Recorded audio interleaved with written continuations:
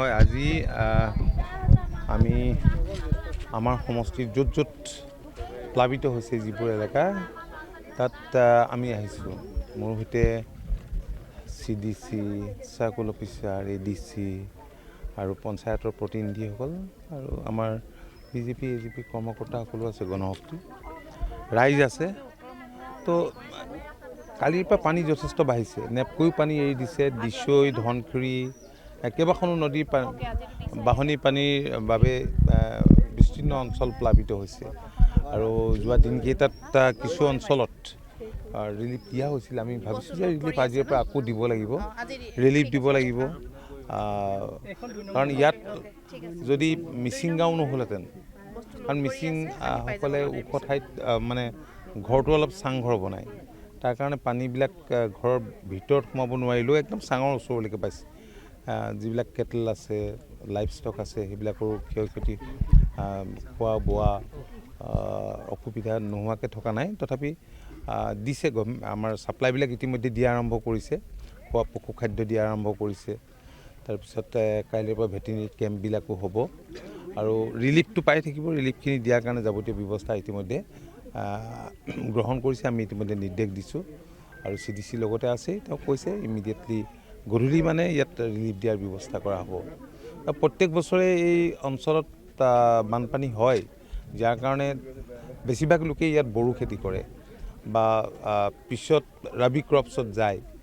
কাৰণ প্ৰত্যেক বছৰে তেওঁলোকৰ এনে তিক্ত অভিজ্ঞতা তেওঁলোকৰ হোৱাৰ বাবেই তেওঁলোকে নতুন ধৰণেৰে জীৱিকা উপাৰ্জনৰ পথ তেওঁলোকে গ্ৰহণ কৰিছে।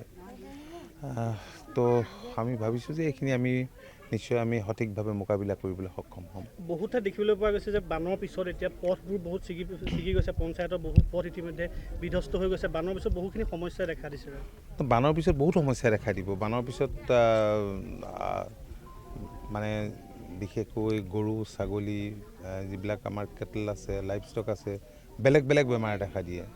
এতিয়া গৰু ছাগলীৰ ছালত স্কিন ডিজিজ খুব হয়, তাৰপৰা গলা ফুলা বেমাৰটো হয়, খুব পায়খানা হয়। আজি তেনে অভিযোগ পোৱাই গৈছে আৰু সেইকাৰণে আমি ভেটেৰিনেৰী কেম্প কৰিবলৈ কৈছোঁ। আৰু মানে কেটল ফিড দিবৰ কাৰণে আজিও আহিছে মানুহ, আগতেও দিছে, তেওঁলোকে কৈছে আৰু বেছিকৈ লাগিব। আমি ডেফিনেটলি আমি সেইখিনি দিম।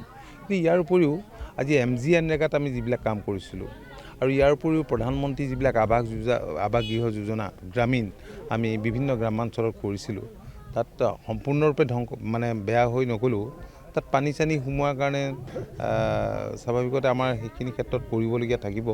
আমি সেইখিনি কাম কৰিম। তো আমি ভাবিছোঁ যে VBG ৰাম যি নতুন এটা আঁচনি আহিছে, সেইটোৰ জৰিয়তেও আমি যথেষ্টখিনি কাম কৰিব পাৰিম। ডিজাষ্টাৰ মেনেজমেণ্ট আছেই। গতিকে কেওটা ডিপাৰ্টমেণ্ট, এগ্ৰিকালচাৰ ক্ষয়ক্ষতি হৈছে, গতিকে এগ্ৰিকালচাৰ এতিয়া যদি ধান কৰিব নোৱাৰে তেতিয়াহ'লে তেওঁলোকে নতুন খেতি কৰাৰ কথা চিন্তা কৰিব লাগিব, ৰাবি ক্ৰপছত হয়তো যাব লাগিব। আৰু বহুতে এতিয়া কঠীয়া পাৰিবলৈ সময় নাথাকিলেও ধান ছটিয়াইও কেতবোৰ বীজ আছে, গতিকে সেইবিলাকৰ খেতি কৰিব পাৰে। আৰু ইয়াৰ মানুহবিলাকে জানে যে ফ্লাড টলাৰেণ্ট কেতবোৰ ভেৰাইটি আছে, ৰঞ্জিত চাবুৱান, বাহাদুৰ চাবুৱান, বিনা 11, এনেবোৰ বীজো ইয়াত মানে নিজে নিজে কৃষকসকলে ক্ৰয় কৰে বা বিভাগেও যোগান ধৰে। গতিকে কেইবাদিনো ধৰি বানৰ তলত থাকিলেও সেইবিলাক ঘপকৈ নমৰে। তো মই ভাবোঁ যে আমি নিশ্চয় সঠিকভাৱে মোকাবিলা কৰিব পাৰিম। আৰু মুখ্যমন্ত্ৰী ডাঙৰীয়াই ইতিমধ্যে ঘনে ঘনে VC কৰি আছে, নিৰ্দেশ দি আছে, প্ৰশাসনক নিৰ্দেশ দিছে।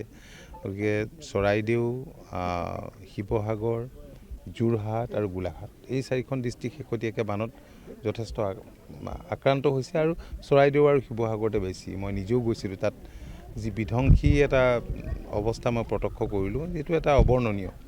গতিকে এই দুৰ্যোগৰ আমি সঠিকভাৱে মোকাবিলা কৰিবলৈ আমি জোৰদাৰ গতিত আমি চেষ্টা কৰি আছোঁ। মুখ্যমন্ত্ৰীয়ে জোৰদাৰ গতিত কাম কৰিবৰ কাৰণে প্ৰশাসনক নিৰ্দেশ দিছে।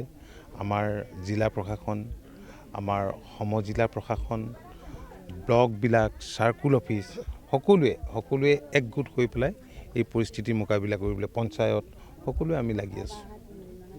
ঠিক আছে। যিকোনো খবৰৰ বাবে যোগাযোগ কৰক 9181 307 221 আমাৰ এই নম্বৰত।